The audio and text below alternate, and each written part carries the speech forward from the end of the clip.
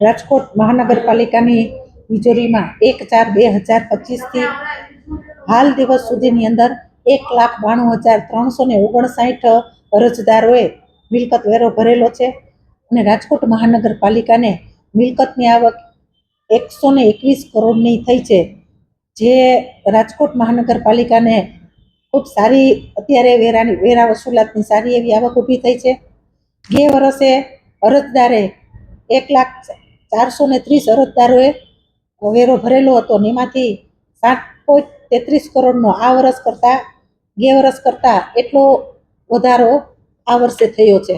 એટલે રાજકોટ મહાનગરપાલિકા દ્વારા વેરા વસૂલાત જે રાજકોટ મહાનગરપાલિકાના બધા આપણા જે નાગરિકો છે એને પોતાનો ચાલુ વર્ષનો વેરો ભર્યો છે અને એનો લાભ પણ એને લીધો છે.